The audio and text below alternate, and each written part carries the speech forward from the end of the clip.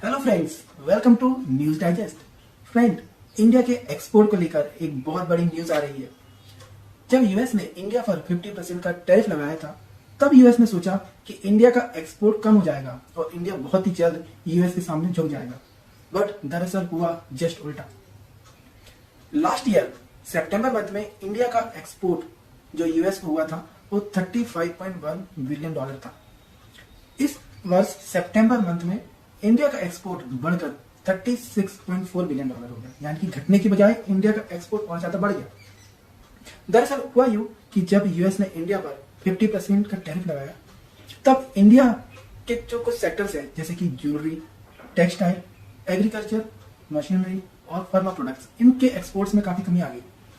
लेकिन फिर इंडिया ने ऐसा क्या किया कि एक्सपोर्ट डेफिसिट की बजाय बेनिफिट में बदल गया। दरअसल इंडिया ने यहाँ पे डाइवर्सिफाई स्ट्रेटेजी को फॉलो किया।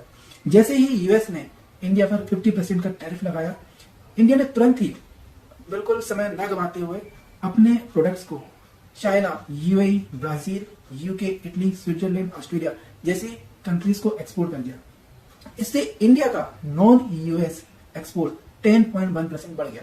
नॉन यूएस एक्सपोर्ट यानी कि एक्सपोर्ट जो यूएस के अलावा दूसरी कंट्रीज को किया गया। तो आप कह सकते हैं कि यूएस ने जो इंडिया पर टैरिफ लगाया, उससे इंडिया को फायदा ही हुआ।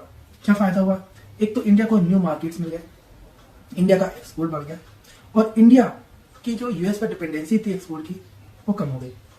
बहुत ही जल्द इंडिया और यूरोपियन यूनियन एक फ्री ट्रेड एग्रीमेंट करने वाले हैं। कहा जा रहा है कि इस ईयर के एंड तक इंडिया और यूरोपियन यूनियन एक फ्री ट्रेड एग्रीमेंट कर लेंगे। उसके बाद इंडिया की यूएस पर जो एक्सपोर्ट की डिपेंडेंसी है काफी हद तक कम हो जाएगी। फ्रेंड्स, आप जानते हैं कि ऑलरेडी इंडिया और यूके के बीच में फ्री ट्रेड एग्रीमेंट हो चुका है। अब इस ईयर के एंड तक इंडिया और यूरोपियन यूनियन के बीच में भी ये फ्री ट्रेड एग्रीमेंट हो जाएगा और ऑस्ट्रेलिया के साथ भी सेम होने वाला है। सो फ्रेंड, टैरिफ का सिर्फ इंडिया को फायदा ही हो रहा है। अपनी राय लिखना कमेंट सेक्शन में ना भूलें और इस चैनल को लाइक और सब्सक्राइब जरूर करें। Thank you. जय हिंद।